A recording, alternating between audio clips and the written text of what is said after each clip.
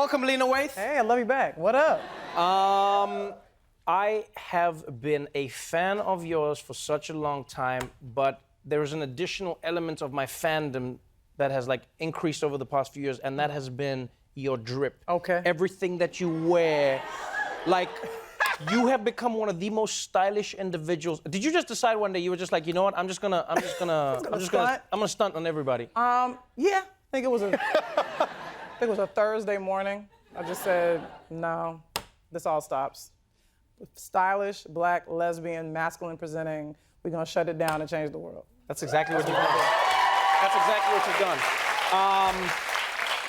done. And you're not just doing it with the way you dress, man. You are doing it with the things that you create. Queen and Slim, I'm not blowing smoke up your ass at all. I truly have watched few films that engaged me in the way this movie does. It's a powerful story. Like, I often say, like, the trailer doesn't do it justice, because in the trailer, it just seems like a story where there's a couple that is out on a date, and then they get stopped by a cop. The stop goes very wrong, and the guy, as we saw, Daniel Kaluuya's character, shoots the cop, and then they're on the run. But it's a complex story. How did you even begin to write a story like this? Why would you choose to do that, especially considering how real the story is in today's world? You know, it's so interesting. You know, Nina Simone says, it is an artist's duty to reflect the times.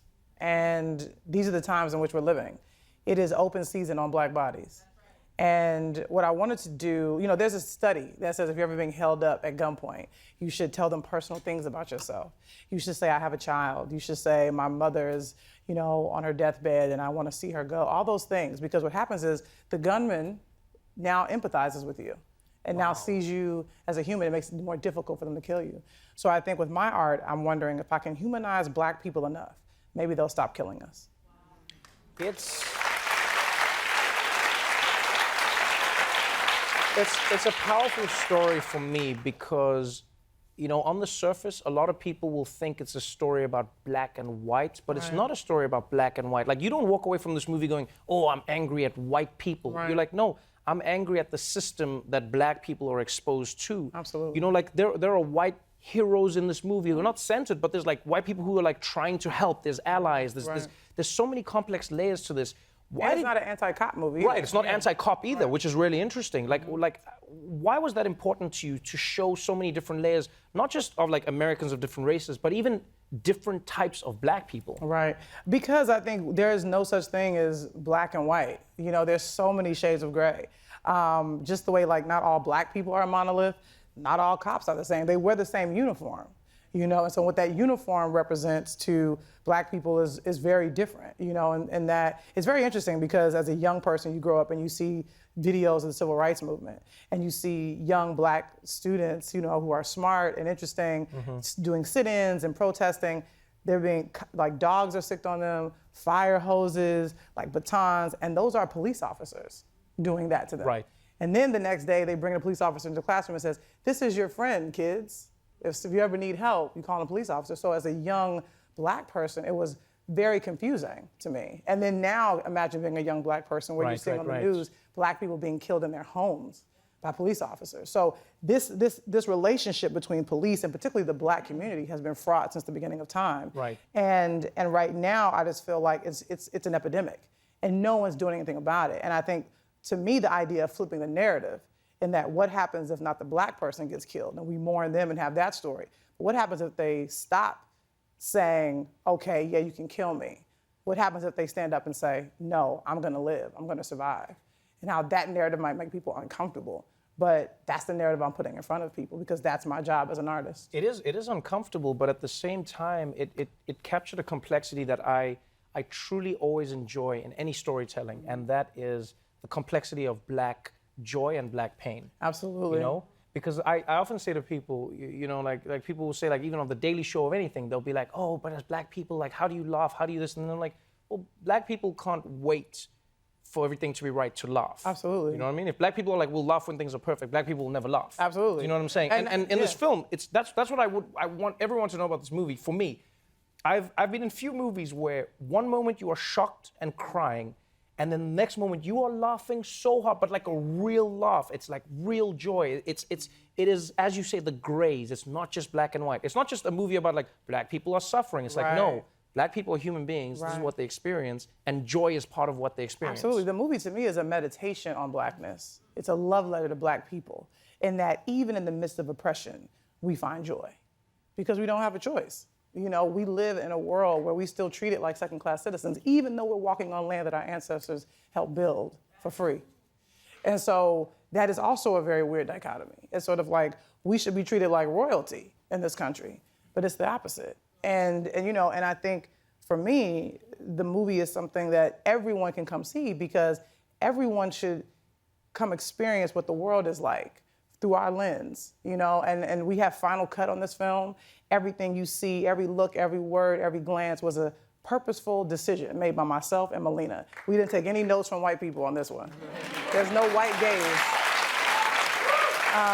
And I think that's why it's hitting different, you know, because, and there's also this weird narrative like, oh, how difficult was it for y'all to get this movie made?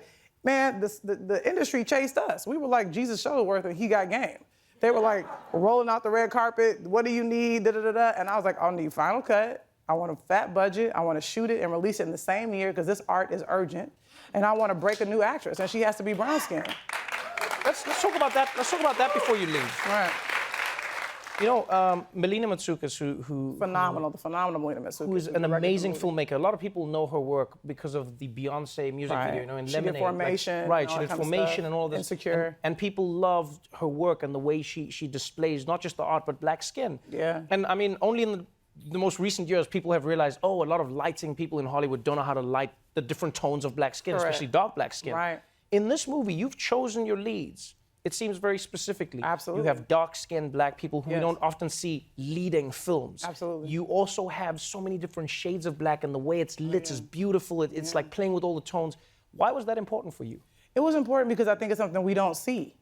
And it was also important to see these two brown-skinned bodies make love on screen because there's nothing more human than making love. And when's the last time you saw two brown bodies make love on celluloid? I can't remember. And we wanted to put that out there because, again, it's reminding people how human we are. And it may seem crazy, but there has to be some disconnect that our black skin is so scary to people that they'd rather shoot first and ask questions later. And so that's why I think a microphone is much more powerful than a grenade.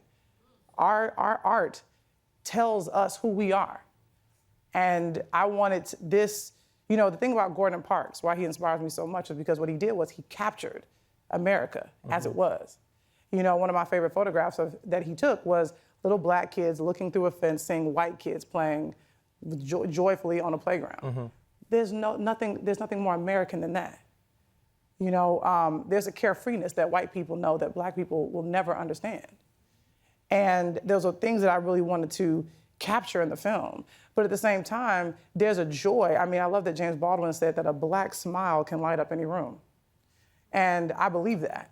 And I wanted to show that in this movie as well. You know, this country has a very complicated past. And I think that's why this present is still so complex. Right. And racism is a wound that we haven't healed yet.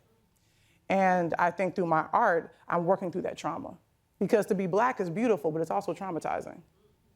Because you can't watch the news and see black bodies drop and nothing happened to those that are the reason why those black bodies have dropped. You can't, if you're a black person in America, you're being told that your life is not as valid as someone else's. You captured that in the film. I hope everybody watches it with an open mind. I said to you personally, and I'll say it again, I think this is one of those movies where the trailer can't tell you the story. The review is how everybody will feel about it. I hope everybody sees it. You've created a beautiful work of art. Thank you so much for being on the show. We'll be in theaters November 27th. Lena Waithe, everybody.